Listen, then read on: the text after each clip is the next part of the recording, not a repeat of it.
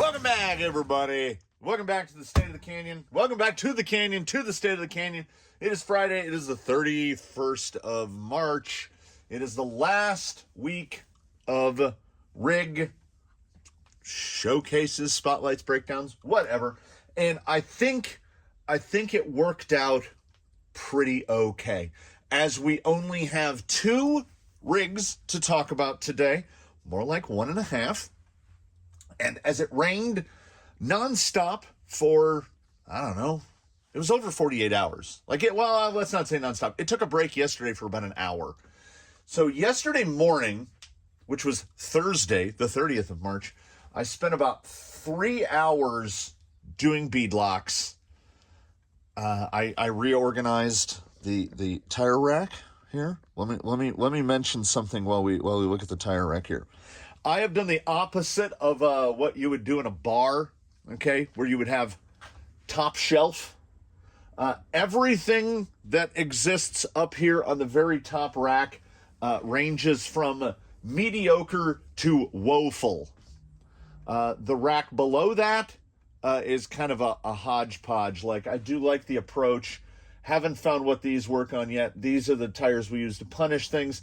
These are cut general grabbers, which are okay. These are growlers, which have never impressed here. The VXT2s are homeless again for the moment and potentially forever. We can't find anything that they work on. These don't work here. I don't have a rig to fit these. These are too big for anything that is sane. We get down to tires that are good and or used and or moving around. Like here's the Scorpios again. Here's the Scalers, Pin Seekers.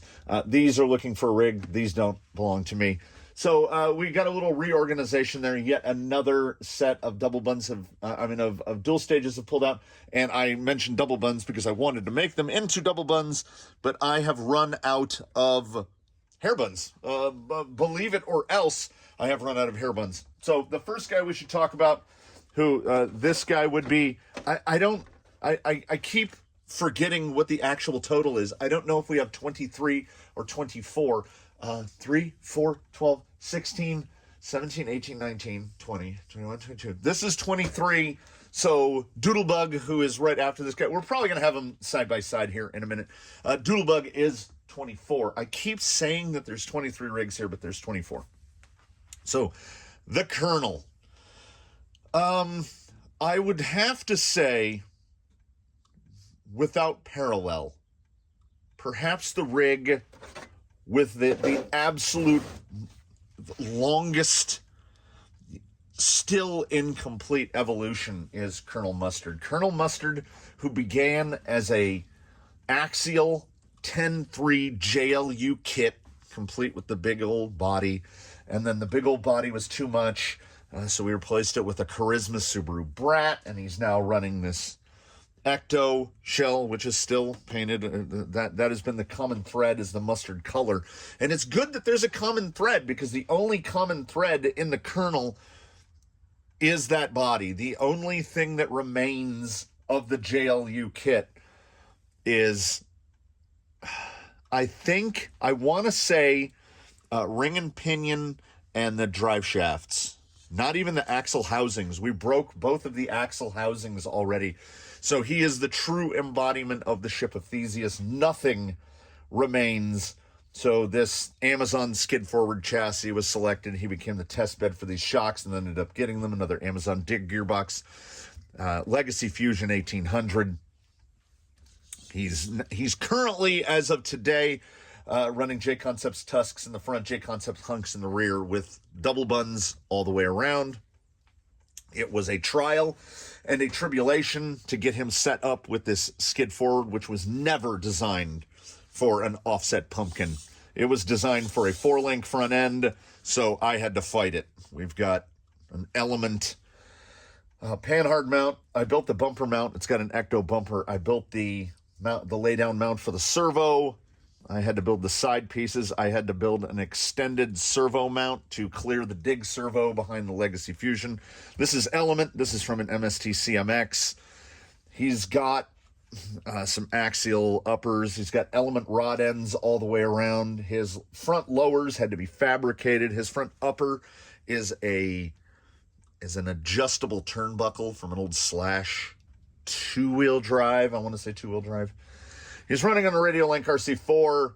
He's got a bunch of brass on him in the front, so like his weight bias is crazy forward.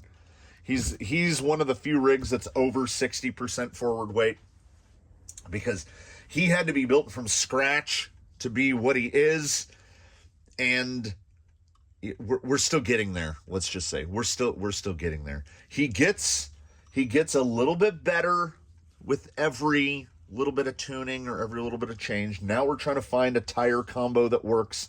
We're still working to see if the springing is right or if the link positions are right, because tuning is borderline counterintuitive to what I've done before. It doesn't handle the same. A great deal of Amazon sourcing here. I mean, look at whoop. So he's got the breakover. The portals give him almost too much ground clearance. He's got bits and bobs from everywhere. These cheap Amazon drive shafts are actually holding up remarkably well. And the beauty of being able to order them this way is I got to get them in the exact lengths that I needed. This drive shaft's insertion goes back to like right here, so we don't have any worry about that one falling off. And I managed to find the perfect front one where you can see the amount of gap, and it just fully closes at full compression. So its insertion is like 1.25 inches, which is pretty long on a drive shaft that short. When you pair an Amazon Dig gearbox to AR45 portals, your gear reduction is obscene. On an 1800, he was like 1.5 miles an hour. So we throw a belt drive on there, because the belt drive is effectively 3-to-1, and usually in a pinion, you're going to be in that pinion spur, you're going to be 4.5, 5-to-1. So 3-to-1 is gearing it up quite a bit. Like I can't get a pinion spur combo that I'm aware of. Maybe 2472. I could do like a 2472 and get about the same.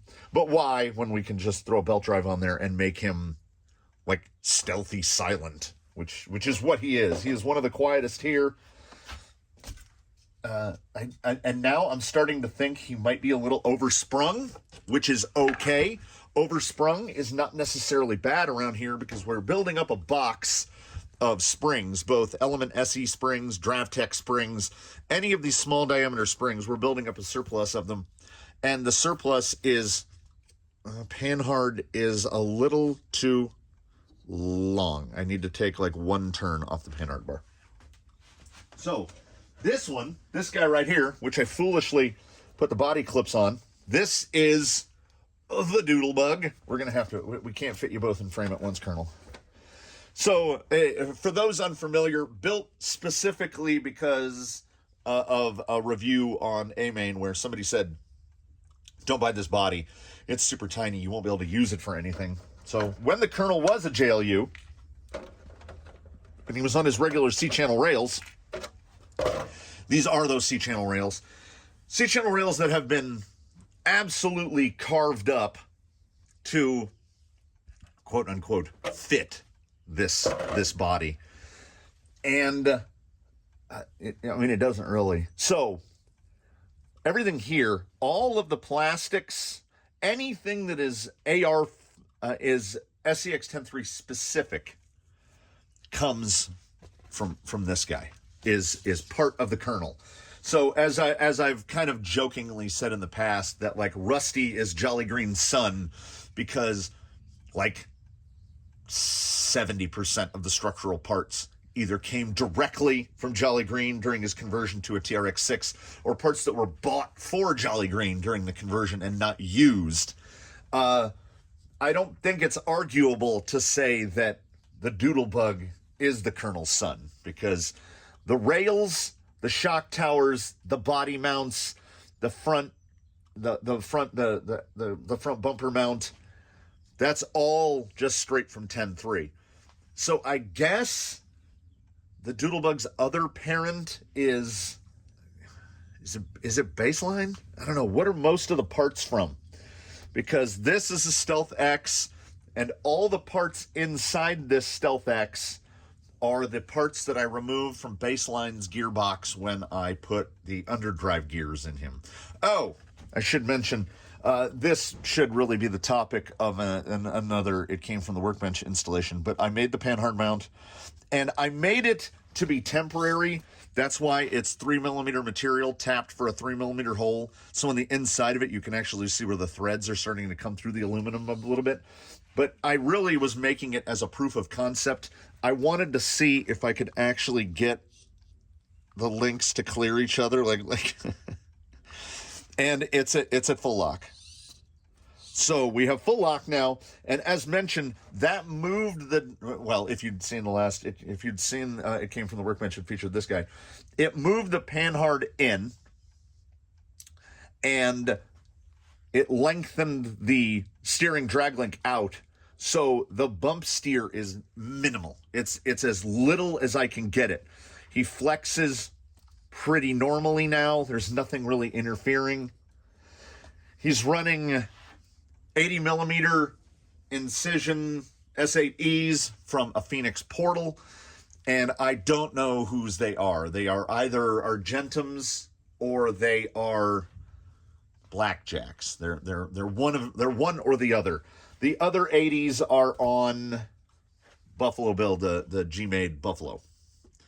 So stuff definitely gets spread around. I had to go with an alternate drive shaft on this guy, and the insertion isn't as great on these, but his suspension travel is so small, it's not going to be a problem. Element 50mm. These are the 50mm long, which are like front uppers, I want to say, from like Enduros. And good old Air 44s, that the splining on the front axle housing is pretty much stripped out all the way around. So when you get a front wheel bound up, it will just like rotate the C-hub. So I have them tightened down as much as I can in the hopes of keeping them straight. Again, Fusion 1800. Is that an Amazon Blue case? Okay, so was a 10.3, is a lot of 10.3. Same servo, same power plant, Legacy Fusion 1800 in both. Both on double buns, but these are Cut Canyon trails, and these are J Concepts offerings. So there's more similarities than differences, and you will notice there has been no B-roll running because, as I mentioned, rained. So as it's just the two of them, we're gonna take them both out back, and we're just gonna do a little wheeling, and we're gonna talk about them a little bit. They're already all set up. We're gonna wheel them, and we're gonna talk about them, and we're gonna try to dodge the puddles, but we don't have to dodge them too much because we're all double bunned out. And this guy, we can cover this right now. This guy will be painted from the inside, much as I am a patina guy. So I am going to try not to scar this into the body any more than it already is. Where did I put the can? So we are leaning into the Doodlebug, fresh in from A-Main, Spastics, green, purple, teal. So he's going to have a real Junebug look to him. I'm hoping he comes out all right. I'm not going to go for like too much detail on the body and stuff. It is thick. It's like at least 060. It's a very thick body. But we will see how long it lasts, and I've got to figure out something to do about, like, he's got a little monster trucky to him. So that's his paint color.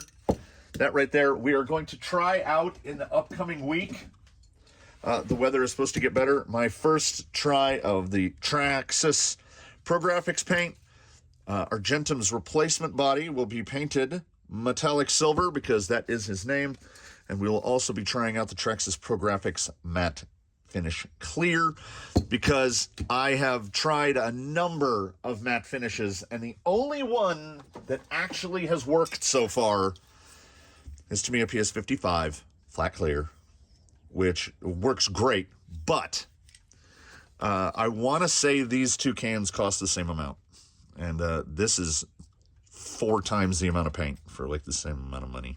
So I don't want to say I have high hopes for this, but I have extremely high hopes for this. Also in there, let's crowd it up. You will recall this guy from Hardline from It Came From the Workbench Volume 14. He will be getting painted. And I want to put these cans out here now before any paint starts. The recipient, the sponsor of this vehicle, had mentioned that he wanted it blue and orange, some sort of blue and orange scheme with the patina. I'm hoping for a little more specifics in the comments. Drop a comment in there. Also, is this orange enough? If this is not orange enough, I have other oranges. Because I'm doing a patina though, I didn't want to go crazy orange. And this is just me, but the blue and orange with gold shocks seems a little loud, but hey, it's not my rodeo. I'm just along for the ride.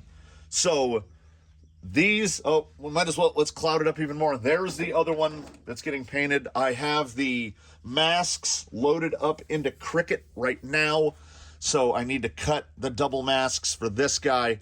I already have these. I've already scanned in and already done all the cleanup on masks for the creep because when I did Daphne. So that'll take like 2 seconds and I'll be cutting all the masks out at once. I don't even use the factory mask because I can never get the size just 100% perfectly on right. So if I cut all the masks myself, then they actually match. So hopefully in this upcoming week, these three will get painted. All three will get painted. This guy can get a little more finalized. This guy can get a little more finalized, and he's pretty good. Every time I've wheeled him, he's been really good.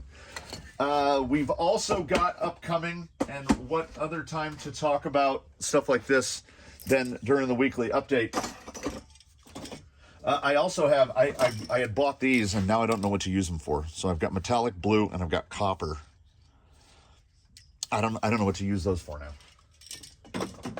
And we've still got some metallic purple and some leftover green. We've got a lot of colors. Coming up in this upcoming week, we've got installments of It Came From the Workbench episodes. This is all unfilmed. I'm just talking about it right now to y'all. Kind of as a reminder to myself, we've got an episode for Eddie. We've got an episode for Buffalo Bill. We've got an episode for Yella.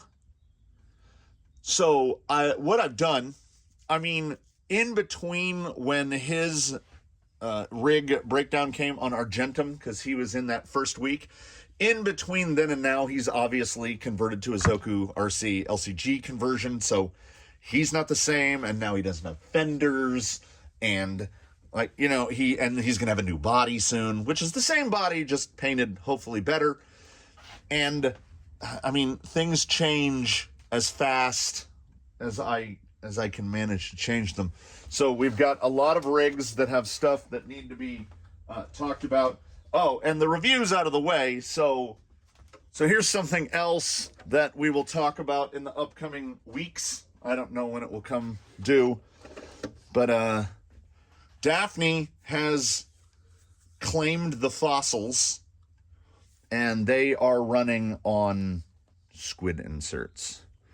So for anyone interested in how that works, we will be talking about that in the upcoming weeks as well. I still love these shocks so much. They are so good.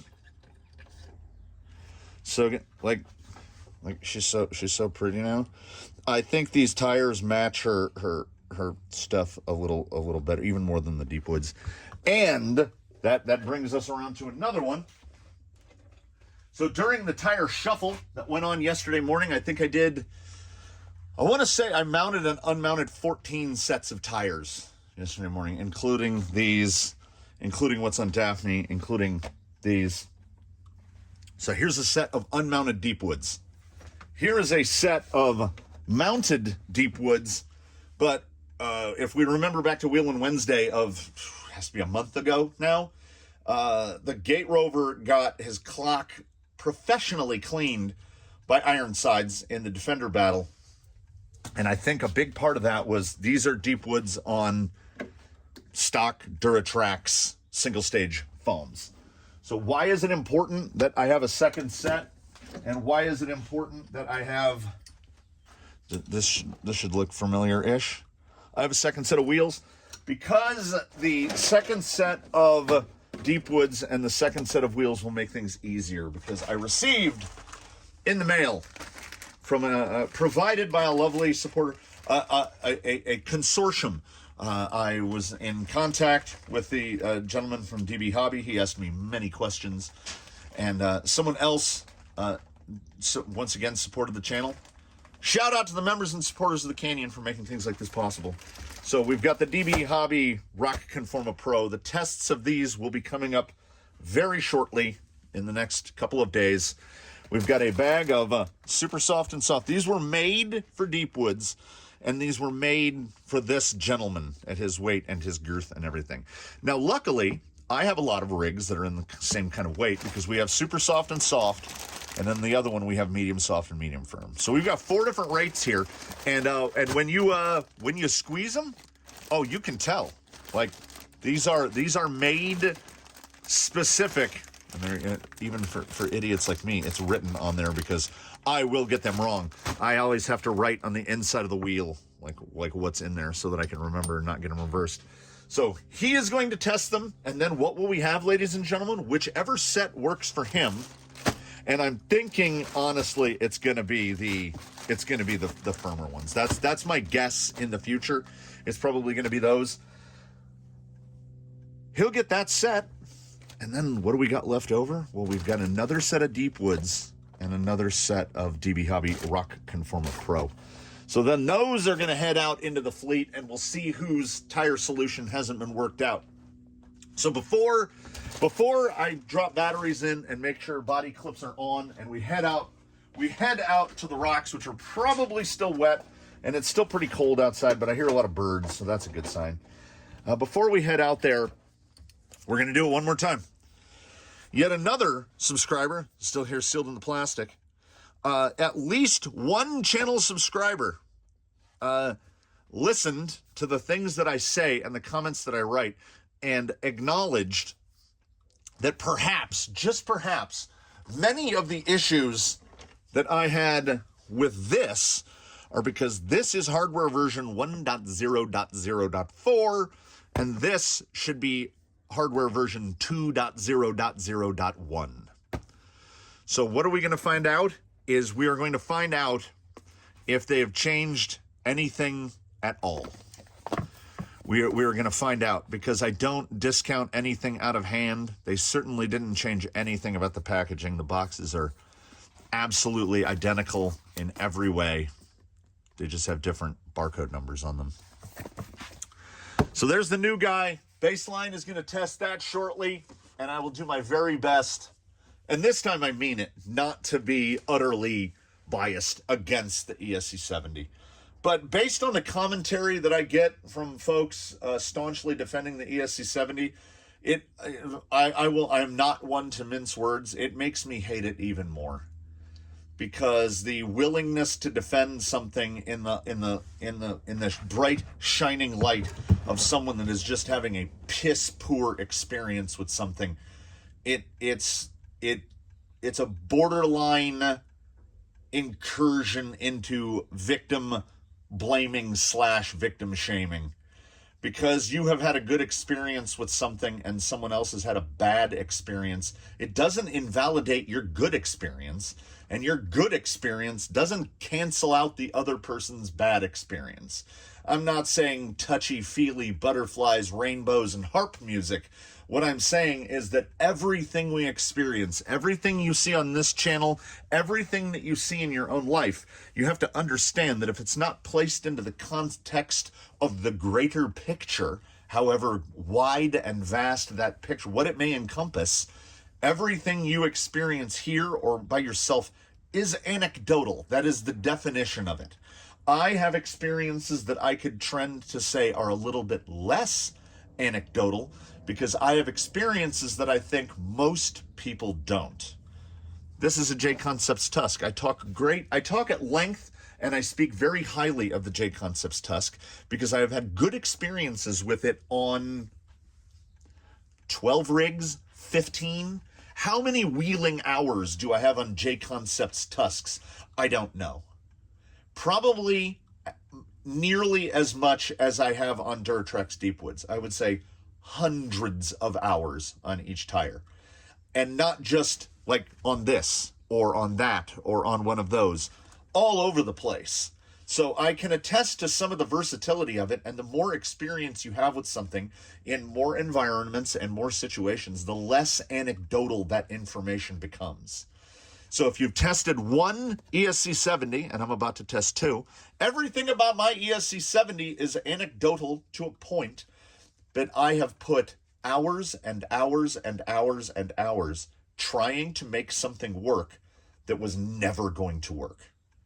Because something in the back of my mind tickled and said, there's something wrong with it.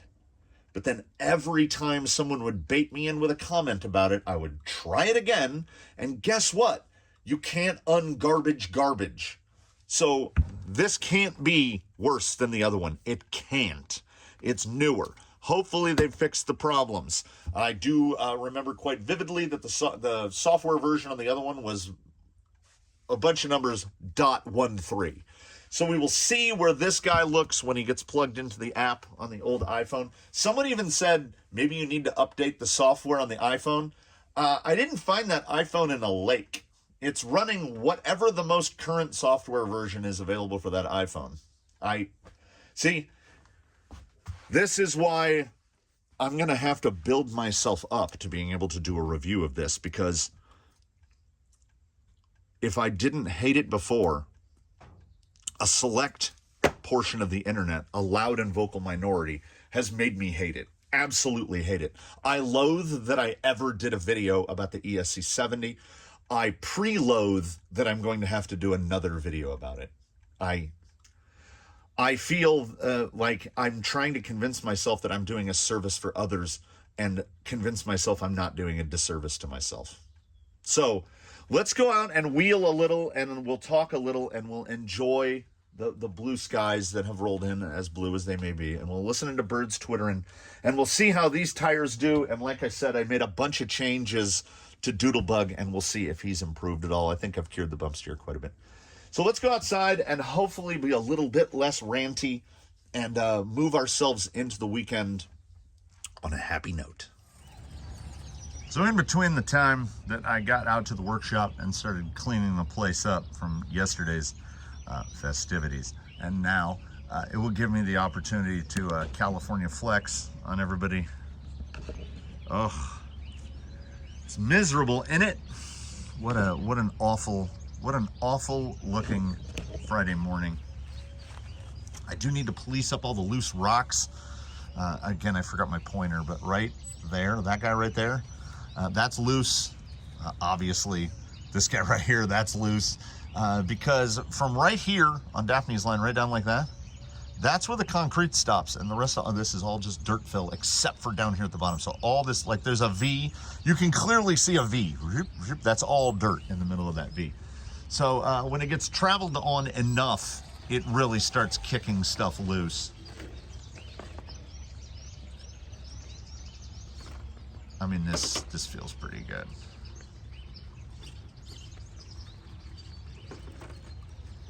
I had never thought, until I started putting this guy together in his current form, trying to bump it back a little bit.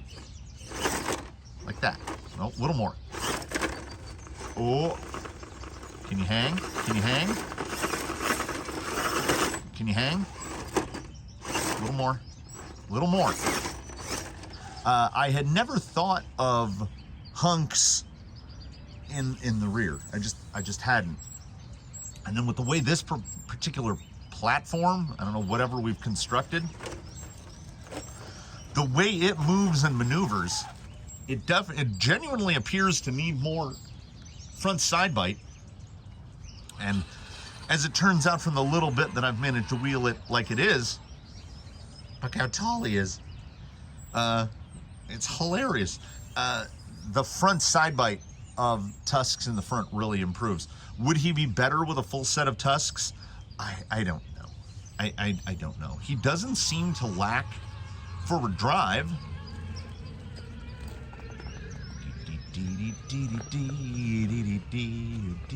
This is his first try on canyon trails, and I wanted to try this wheel set because the SSD Steely clones are a little heavier. Look, he can. He's got a pretty good turning circle now. Now you would think on the super short wheelbase it would be tighter than it is, but we've got limitations. It's got all the factory stops on the axle and stuff. Yeah, that breakover is pretty stupid. That's pretty great.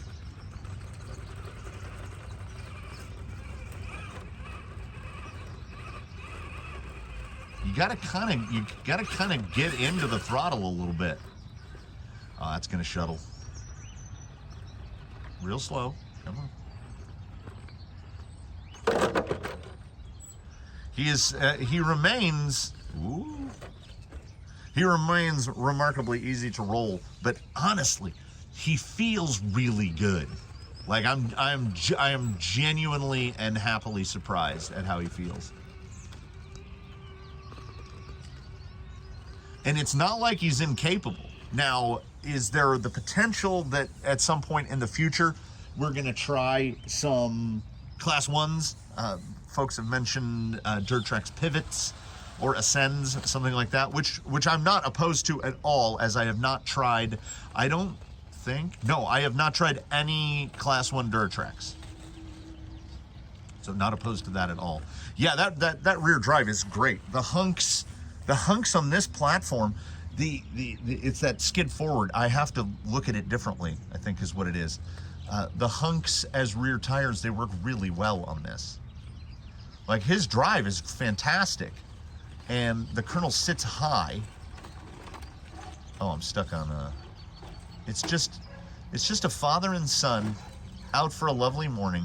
Just gonna head down that other side there. Don't fall away. The Colonel, every time I bring him out, he genuinely feels like he gets a little better. Yeah, get that tire up. Rawr. This thing is fun. So hopefully I can extricate these two. There we go. It's like I can extricate these two from one another.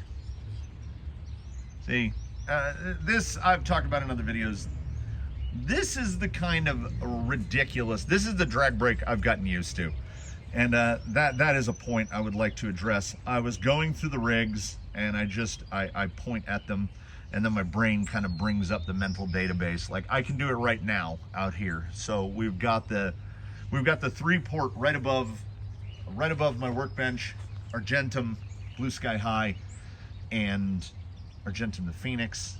Did I say Argentum twice? Zoidberg, Blue Sky High, Argentum the Phoenix. So we've got Outrunner, Fusion Pro. And then you go to the top row of the next garage, and you've got brushed. You've got the brushed system in Little Fella. And then you've got Outrunner in Misdirection and Daphne the Sport. And as I was going through the whole fleet, I got to the point where I realized the sole remaining brushed systems are in Buffalo Bill, Jake the Snake, and Little Fella. I am down to 3 out of 24. And I was like, man, that seems like a really small number, because there was a point not too long ago where I think it was, I wanted to say it was about 1/3, 1/3, 1/3. And then I started going down the list. Okay. Now let's see if the memory will serve. Argentum the Phoenix, Blackjack, Eddie are all Fusion Pros. Baseline and the Tranquish are Fusion SEs. Doodlebug, the Colonel. I'm already forgetting. My eyes are dancing around trying to remember. Legacy Fusions, we have like 6. So the fleet is over half Fusions. The odd standouts that are not Fusions, we've got the Castle system that is in RoboKitty, which is the sole remaining Castle system, unless we count the Copperhead that's in Hardline. The only Castle system I'm running in any crawler is the Copperhead plus 1415 in RoboKitty, and I don't like it. And I don't want to keep it. And I'm not going to. There's a Rhino ESC on the way from AliExpress, and I don't know why I try to be clever about these sorts of things. The goal is to rebuild the V2 version of the gearbox for RoboKitty, no matter how many gears it takes. And I want to put the biggest, well, not like out of a skateboard, but the biggest outrunner with a 5mm shaft that I can find. So like a 4260, something like that. I want to put a big honkin' outrunner in RoboKitty paired to that Rhino. That's the future goal. But that is somewhere mid between China and here.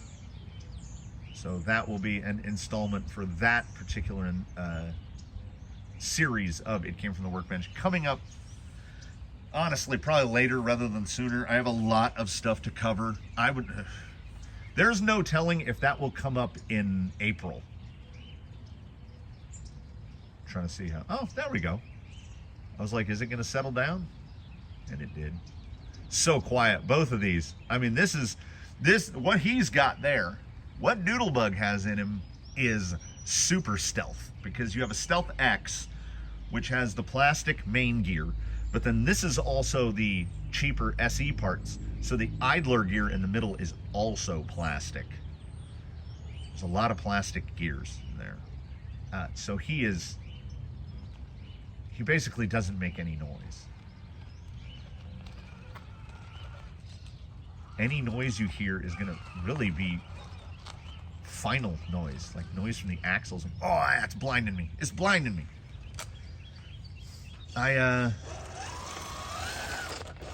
It's genuinely, it's nice to have projects to look forward to, projects to work on.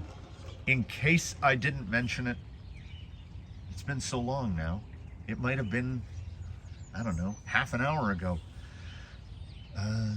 I'm testing a new, Blue Sky High has given up his 1700 flash hobby, a little shorty, 3530, and he is testing a 9 iMod 3542 outrunner, which says crawler on the side, which was a big selling point for me, because I thought to myself, okay, so not a drone motor that I have to grind a flat on.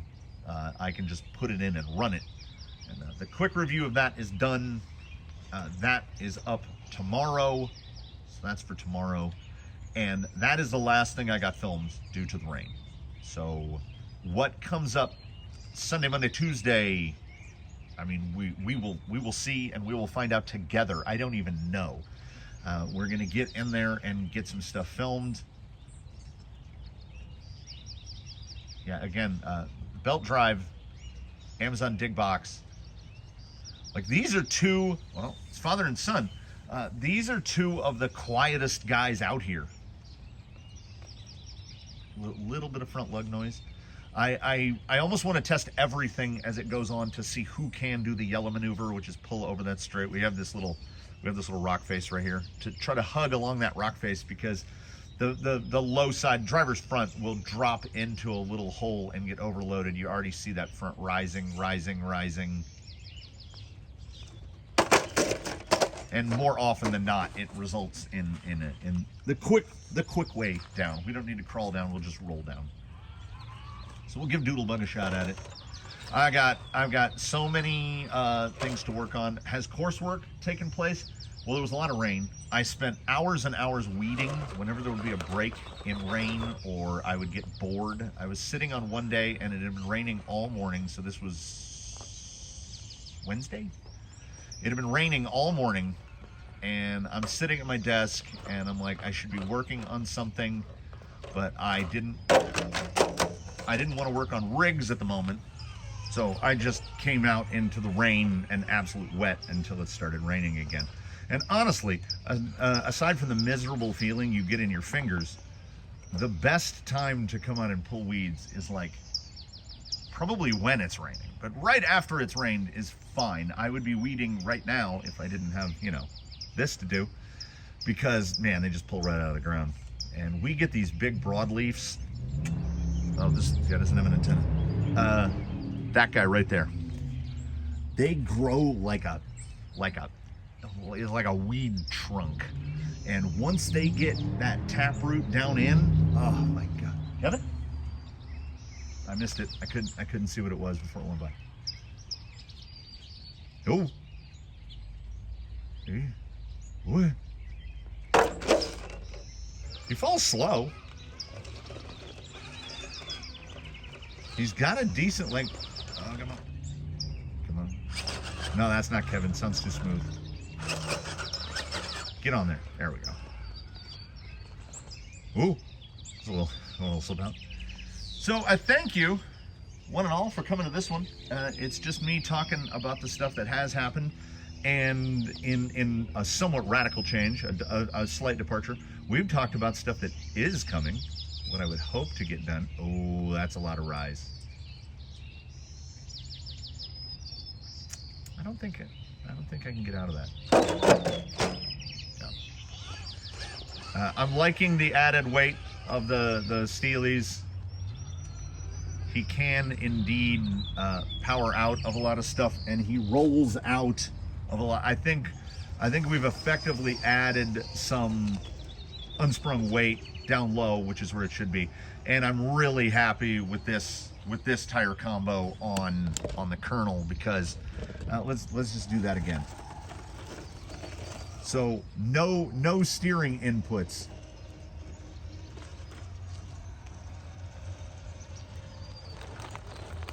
Got to give it a little. No, I didn't. I thought I was gonna have to put a little into it. Yeah, his drive is real nice now. And again, coming back around, I had never even once thought hunks rear, tusks front.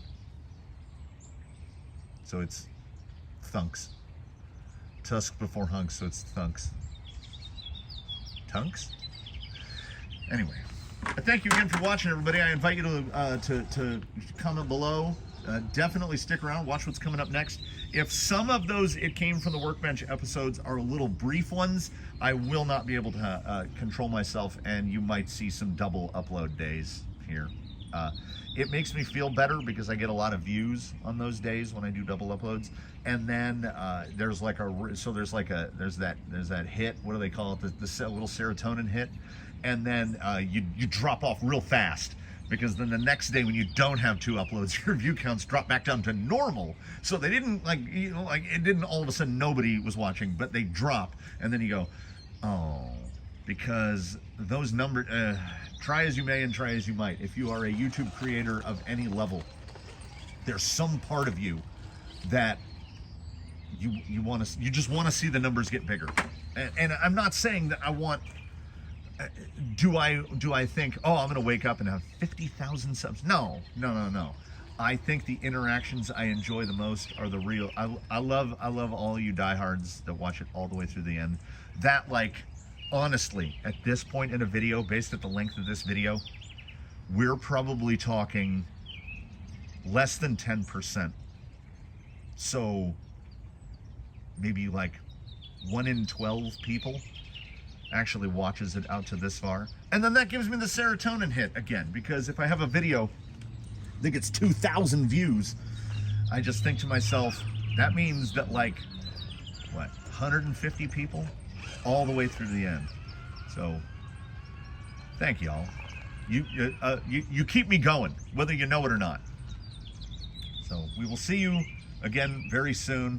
Oh, I wish I could both get them in the 3-wheel motion, father and son. Thank you again.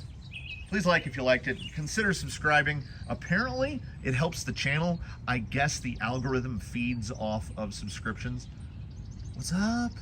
Oh, I thought she was coming this way. I thought we were going to get a Jeej appearance here right for the end. And, oh, channel membership. That definitely helps keep us going, because, like, stuff like that 9i mod, something like the fossils, stuff like that, that's where the any YouTube money goes to YouTube.